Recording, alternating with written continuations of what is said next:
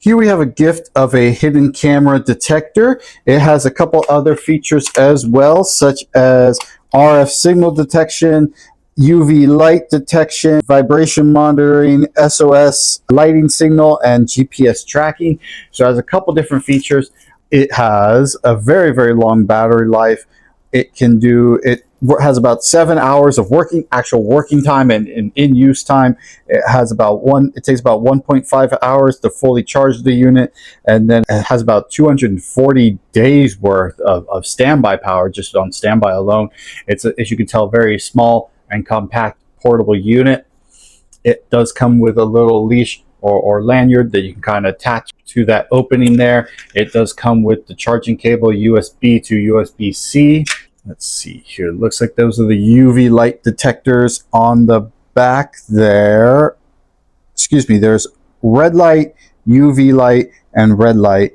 Then it is the red light optic lens. Let's give it a try. All right, so to turn on the unit, there is the UV light button on the top and then the power button on the bottom. One press of the power button and you'll hear a beep, and then the power level, battery light, and then it'll click over to the first setting for camera detection. This is for hidden camera detection. So essentially, right, you get the two red lights on the back of the unit light up.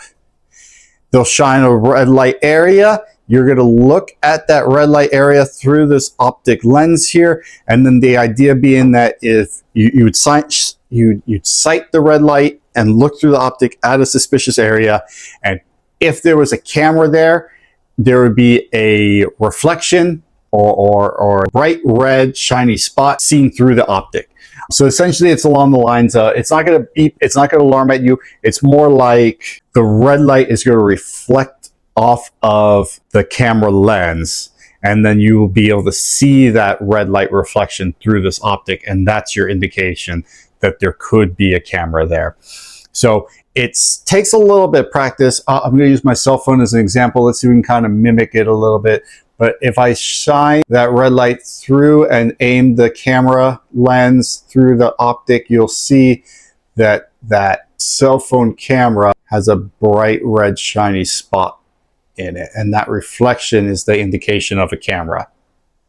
So it's more of the reflection from the lens and not necessarily a direct detection. That's why further investigation when you need it. That's why the instruction advised that you reach out to management, reach out to the security team, reach out to the police to kind of investigate that unit further. So do kind of keep that in mind.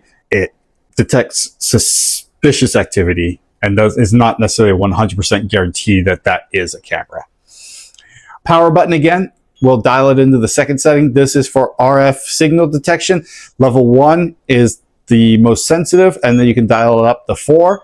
It will beep when it detects an RF signal. Now do keep in mind that there is RF signal pollution. So if I pull up the manual here, RF signal sources is detected. The device will emit an intermittent beeping sound. The closer you are, the faster it will beep. So as you get close to the source, it starts beeping quicker and quicker and quicker. Now, the thing to keep in mind with it is there are various legal RF emitting devices, and they give an example of smartphones, Wi-Fi routers that we have over in the corner of the room, Bluetooth devices, which would be your cell phone, the mic that I have on my person right now. Those can all emit RF signals as well. So this takes some practice to get used to as far as using the RF signal detection. But someone that's a little bit more experienced, or just a little bit of practice around your local house, seeing where those signals are, you can probably get really good at using that feature. Another button press goes to this alarm indication. You'll notice the bars count down, and now it's essentially active, and it's now a motion detection device. So you'll notice I'm holding it steady. There's no alarm, but if I start moving it, it immediately starts alarming. It immediately starts flashing the red lights, and it will keep doing that indefinitely until I turn it off, basically acknowledge that I've received the alarm.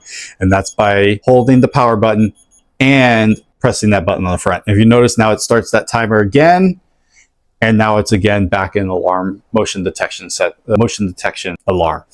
So again, if I move it, it clicks on again. So that's a handy little unit. You can use it for all sorts of various purposes, right? So you can put it somewhere where it might get bumped over or knocked over. If there's activity, and that could be your motion detection, you can pair it with the lanyard, right, and hitting it on a doorknob or anything like that, and that way if the door moves, you can detect that motion.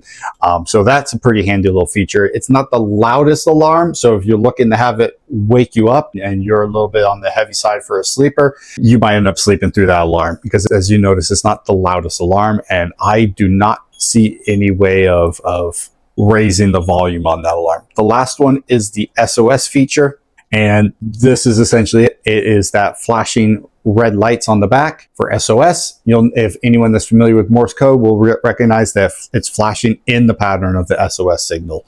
And so it's essentially signaling SOS in Morse code. And that's the last feature there. The only other thing left is the UV detection.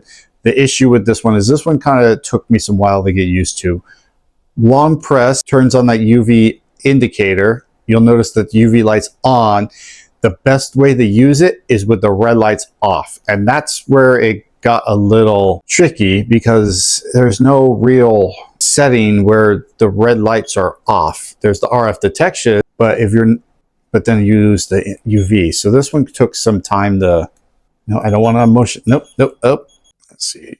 There it goes. Okay, finally. All right, so it kind of takes, I don't know. The UV one's a little bit tricky to get turned on. It is possible to get turned on. You kind of have to play with the buttons a little bit. Eventually you find the right combination that does turn on the UV, and now it is on UV detection. It works better under low light circumstances. So with the overhead light on, it's not going to pick up the best, but let's see if we can kind of, essentially it's going to be detecting anything body fluid related, right? So it gives the examples of body fluids, blood, dander, insect eggs, anything that's biological related is what it's going to be able to detect. So if you notice, there's no real indication on my skin anywhere. Try turning off the light. Let's see if we can find something. We're going to put on pause. We're going to go find our puppy, and you'll see what I mean. All right. So here we are using our puppy as an example. Apparently she has dirty paws, and you can see it around the edge of her paw pad. There's that buildup material, and you can see how it fluoresces under the light, and it has that different glow to it. And that's the look that you're looking for when you're using the UV setting. Thank you, puppy. So hidden camera, UV light, RV detection, SOS, all sorts of features. Check it out.